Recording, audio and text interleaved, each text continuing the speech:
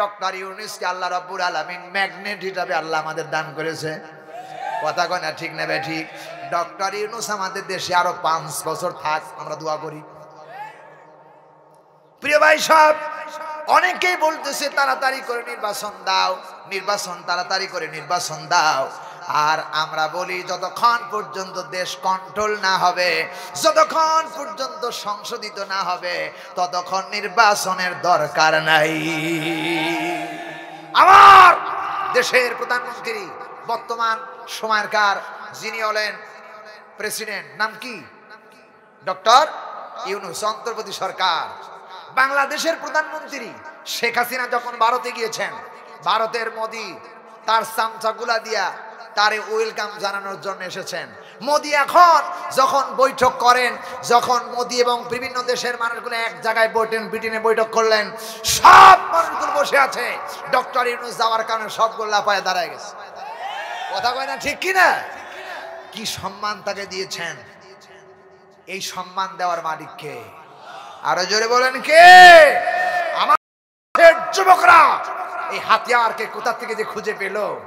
প্রিয় ভাই সব, তিনি যদি বাংলাদেশ থাকে ষষ্ঠ একটা নির্বাচন আশা করা যায়। ঠিক কেন? ঠিক। সব দলের লোক নির্বাচনে অংশগ্রহণ করবে, কোন আপত্তি নাই, কোন আপত্তি নাই। সব দলের নেতা কর্মীরা নির্বাচন করবে, আপত্তি নাই। আপত্তি এক জায়গায়, মুসলমান যারা বিশ্বাস করে কোরআন, যারা বিশ্বাস করে রাসূল, যারা বিশ্বাস করে নবী, যারা বিশ্বাস করে পরকাল, যারা বিশ্বাস করে তাওহীদ রিসালাত, যারা বিশ্বাস করে, তারা বাতিলকে কখনো সাপোর্ট করতে পারে না। আগামী নির্বাচনে আমাদেরকে দেখাতে হবে কোরআন দিয়ে পার্লামেন্ট চললে কেমন দেখা যায়। কোরআনের পক্ষে রায় দিতে হবে। কারা রাজি আছো? দুই হাত তুলে আল্লাহরে দেখাও। লিল্লাহি তাকবীর।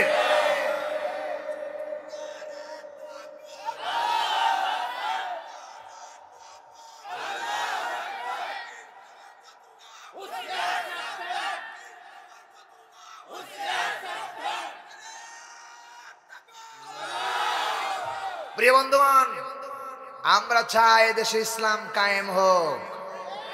ঠিক কিনা? মিজানুর রহমান আজহারী চেয়েছে দেশে ইসলাম কায়েম হোক। মাওলানা দেলোয়ার হোসেন সাঈদী সাহেব চিল্লায়া চিল্লায়া চিল্লায়া ষড়যন্ত্র শিকার হয়ে তিনাকে ইন্তিকাল করতে হলো, মৃত্যুবরণ করতে হলো। ঠিক কিনা? 13টি বছর জ্বালায়া জ্বালায়া শেষ করতে পারেনি।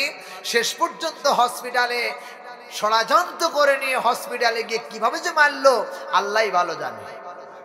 বন্ধুগণ, তবে আমি যে ভিডিওটা দেখেছি, উনি যখন গাড়ি থেকে, জেলখানা থেকে গাড়ি থেকে নেমেছেন, জাতির সামনে যে মুস্কি হাসি দিয়েছেন, এই হাসিটাই আমার মনে হচ্ছে জান্নাতি হাসি। উনি হাত দিয়ে যখন এরকম করে জাতির সামনে মুস্কি হাসি দিয়ে যখন গিয়েছিলেন, আমরা পত্রিকায় পেয়েছি তিনি স্ট্রোক করে মারা গিয়েছেন। স্ট্রোক করা মানুষ কখনো মুস্কি হাসি দিতে পারে না, স্ট্রোক করা মানুষ কখনো হাত উঁচা করতে পারে না। নিশ্চিত তাকে ষড়যন্ত্র করে হসপিটালে নিয়ে মারা হয়েছে। এর বিচার বাংলায় হবেই হবেই হবে। আমরা চাই কি চাই না? হবেই বিচার, বিচার হবে।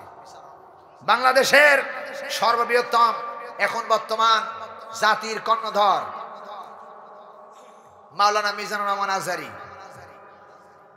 বিভিন্ন বক্তার, হুজুর বিভিন্ন বক্তার কণ্ঠে ওয়াজ করুন, একটু অপেক্ষা করুন, আছে এখানে ইনশাআল্লাহ। এ গলায় এরকম করলে আর এক রকম হয়ে যাবে, কোনো সমস্যা নেই। প্রিয় ভাই সব, কষ্ট হচ্ছে বুঝি, খুব খারাপ লাগতেছে। আলহামদুলিল্লাহ। প্রিয় ভাই সব, মিজানুর রহমান আজহারী চাঁপাইনবাবগঞ্জে এসেছিলেন, ঠিক কিনা? এত জনতা তাকে দেখার জন্য আর কোরআন শোনার জন্য গিয়েছে। এত জনতা বাংলার সাইদির পরে আর কেউ সমাবেশ করতে পারে নাই, ঠিক কিনা? চাঁপাইনবাবগঞ্জে ষড়যন্ত্র হয়েছে মিজানুর রহমান আজহারীকে হত্যা করার। কথা কয় না ঠিক কিনা? কিছু লোক ধরাও পড়ছে। কেন? মিজানুর রহমান আজহারী কাউরে খুন করছে নাকি? কারো মেয়ের ঘরে ঢুকছে নাকি? কারো পাকা ধনে মই দিছে নাকি? মিজানুর রহমান আজহারী কথা বলেছে কি? আল্লাহর কোরআনের এক দলে খাইছে আর এক দলে খাওয়ার জন্য ওপেন হয়ে আছে। বিশ্বাস করো জাতি মুসলমানেরা, মিজানুর রহমান আজহারী এ কথা বলেন নাই যে এক দলে খাইছে আর এক দলে খাওয়ার জন্য রেডি হয়ে আছে। এর দ্বারা বুঝাতে চায় ওরা যা করেছে তোমরা তা করো না। এর বাস্তব ব্যাখ্যা হলো এটা, ওরা যা করছে তোমরা তা করো না, তোমরা তা করো না, তাহলে তোমাদের জাতির ওই দশা তোমাদেরও হবে। এটাই মিজানুর রহমান আজহারী বোঝাতে চাইছে। আমাদের রাহবার মাওলানা দেলোয়ার হোসেন সাহেব বলেছিলেন, বাতিল যারা শিক্ষা গ্রহণ করো, ফেরাউন, নমরুদ, হামান, আবু জাহেল থেকে ওদের পরিণতি কি হয়েছে? নাফরমানি করলে আল্লাহ বরদাস্ত করে না, ছেড়ে দেয়, ছাড় দেয়, আল্লাহ কখনো বরদাস্ত করে না। ঠিক কিনা বলো? উনি বলেছিলেন ইসলামে দেশে কায়েম করতে হবে। আমি শাহাদাত হোসেন বারী বলছি, আমি কোনো ক্ষমতা লোভী নয়। ক্ষমতার আসনে প্রধানমন্ত্রী শেখ হাসিনাই থাকবে, প্রধানমন্ত্রী শেখ হাসিনাই থাকবে। বাংলার 16 কোটি মানুষ তাকে মায়ার নজরে এবং ক্ষমার দৃষ্টিতে দেখবে। আগামী নির্বাচন থেকে কোরআনের পার্লামেন্ট হবে, কোরআন দিয়ে রাষ্ট্র তৈরি করবে, আমরা তারে মেনে নেব। কথা কয় না ঠিক কিনা? আগামী নির্বাচনে বিএনপি আসবে, বিএনপি এসে কোরআনের রাজ কায়েম করে কোরআনের আইন দিয়ে পার্লামেন্ট চলবে, আমরা সব জ্ঞানে তাকে মাথা পেতে নেব। প্রিয় ভাই সব, বাংলাদেশের ইসলামী আন্দোলনের কর্মী যারা আছেন, জামাত ইসলাম যদি ক্ষমতায় যাওয়ার পরে যদি কোরআনের আইন বাস্তবতা না করে, জামাত ইসলামকে লাথি মেরে বাংলাদেশ থেকে তাড়িয়ে দিতে হবে। চিল্লা এখন ঠিক কিনা?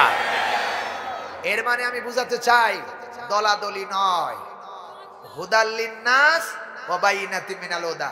আল্লাহ এই কথা বললেন না, হুদাল্লিল বিএনপি, হুদাল্লিল জামাত ইসলাম, হুদাল্লিল আওয়ামী লীগ, হুদাল্লিল জাতীয় পার্টি, হুদাল্লিল কি কয় হেফাজত ইসলাম, হুদাল্লিল কি কয় শাসনতন্ত্র। এ কথা আল্লাহ বলেন নাই। আল্লাহ বলছেন হুদাল্লিন নাস।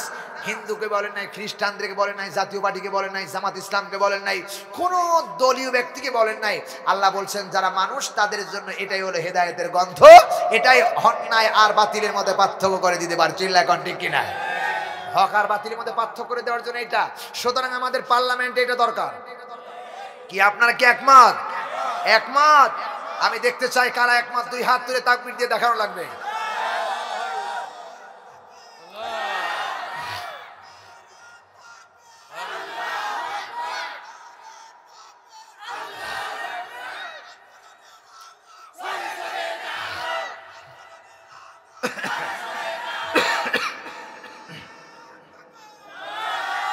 বলি আলহামদুলিল্লাহ।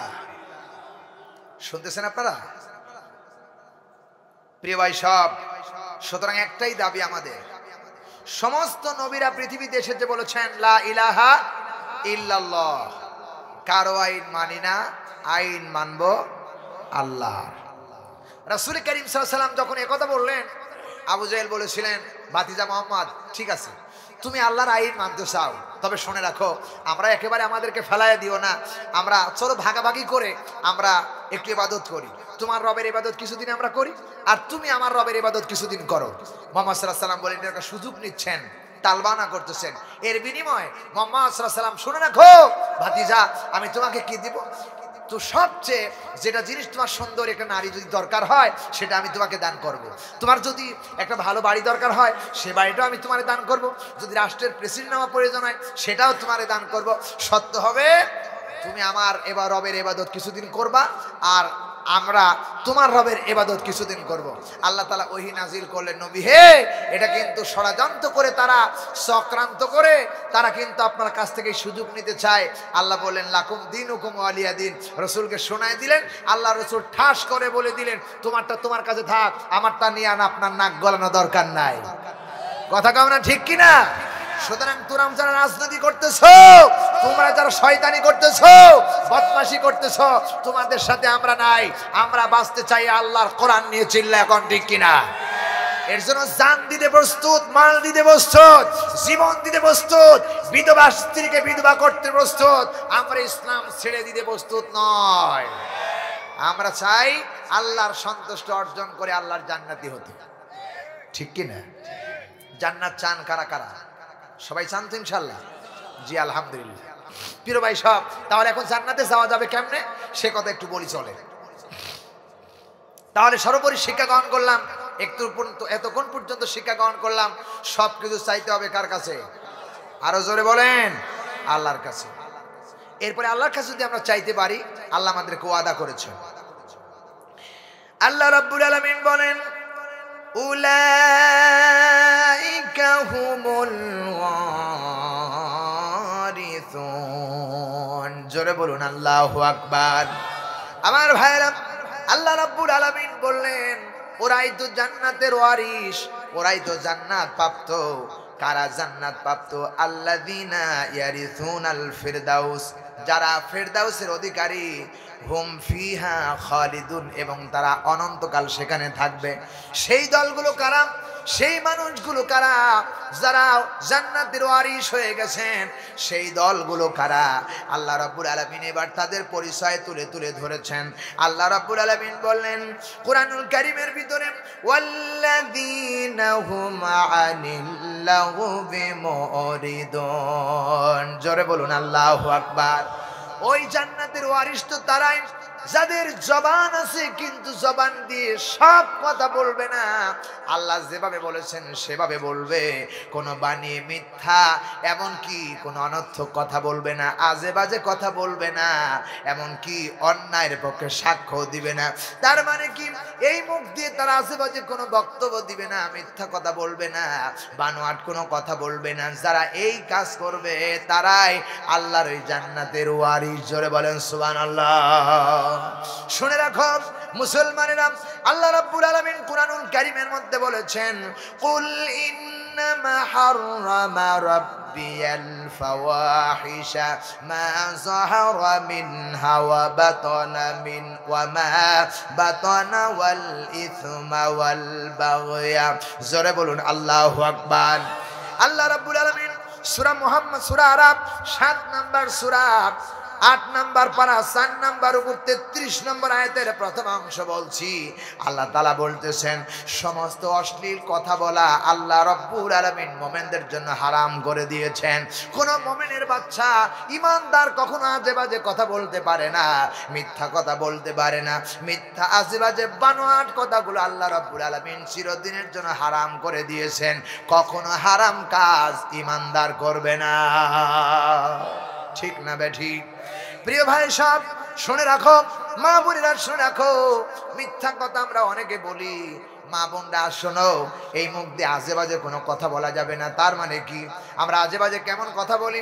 কোন সন্তান যদি মায়ের কোলে বসে কাঁদতে থাকে, কান্না করতে থাকে, মা ডাক দিয়ে বলে, এই বেটা, এই বেটি শুনে রাখো, ওই যে তাকায় দেখো, সাপ আসতেছে, বাঘ আসতেছে, ভাল্লুক আসতেছেন, কুত্তা আসতেছেন। বলে কি বলে না? বলে কি বলে না? ছেলেকে যেন না কাঁদে এই জন্য বারবার বলতে থাকে, বেটা তুই কাঁদিস না, বাঘ ধরবে, সাপ আসতেছে, ভাল্লুক আসতেছে, কথা বলে। মায়ের কোলের ভিতরে বসায়া সন্তানকে মিথ্যা কথা শিখাচ্ছেন। এর চাইতে গঞ্জনা, এর চাইতে লাঞ্ছিত মার কেউ হতে পারে না। ঠিক না বে ঠিক? মায়ের কাজ হলো সন্তানকে কোলে বসায় শিক্ষা দিবে, পড়ব সন্তান লা ইলাহা ইল্লাল্লাহ, লা ইলাহা ইল্লাল্লাহ মুহাম্মাদুর রাসূলুল্লাহ, কথা শিক্ষা দিবে। সন্তানকে কোলে বসায় শিক্ষা দিবে, আলিফ বা তা তা এইভাবে শিক্ষা দিবে। এমনকি সন্তান পেটে থাকা অবস্থায় লা ইলাহা ইল্লাল্লাহ জিকির করবে এবং বেশি বেশি কোরআন শরীফ পড়বে। এ কথা করতে পারি না, বলতেও পারি না। বলে সাপ আসতেছে, বাঘ আসতেছে, আপনি মিথ্যা কথা বললেন। আপনার কোলে বসে বসে আপনার সন্তান মিথ্যা কথা শিখতেছে। জবান যখন ফুটবে আপনার কাছেই আপনারে মিথ্যা কথা বলবে। কথা কয় না? ঠিক না বে ঠিক? কারণ আপনি তো উস্তাদ, উস্তাদের কাছে তো উস্তাদি করবে। ঠিক না বে ঠিক? প্রিয় ভাই সব, মা বোনদেরকে বলবে কথা আপনি বলবেন না। আবার অনেক মা আছেন এই জবান দিয়ে বলেন হারামজাদা, সন্তানকে বলে হারামজাদা। আছে না নাই? বোনেরা শুনে রাখো, হারামজাদা বললেন, এর অর্থ, শাব্দিক অর্থ কি আপনি টের পান নাই, বুঝেন নাই? হারাম মানে অবৈধ, আর জাদা মানে সন্তান। আপনি গালি দিলেন আপনার সন্তান জারক সন্তান। কথা কয় না? আপনি গালি দিলেন আপনার সন্তান জারক সন্তান, অথচ যখন আপনার বিবাহ হয়েছিল মরানা ধার্য করা হয়েছে, মরানা পরিশোধ করা হয়েছে, এরপরে খুতবা পড়া হয়েছে, সাক্ষী নির্ধারণ করা হয়েছে, এজাব কবুল করা হয়েছে। আপনি হালাল স্ত্রী হালাল স্বামী গ্রহণ করেও আপনার সন্তানকে আপনি তৈরি করলেন, আপনার সন্তান হলো অবৈধ সন্তান। আপনি প্রমাণ করলেন। এর চাইতে গঞ্জনা, লাঞ্ছিত, অপমানিত মা এর ছাড়া আর কেউ হতে পারে না। চিল্লা এখন ঠিক কিনা? সুতরাং বোনেরা শুনে রাখো, খবরদার সন্তানকে হারামজাদা বলে গালি দেওয়া যাবে যাবে সমস্ত অন্যায় অশ্লীল কাজ থেকে আমাদেরকে ফিরে রাখতে হবে। এটা হলো মুমিনদের জান্নাতে যাওয়ার একটা গুণ।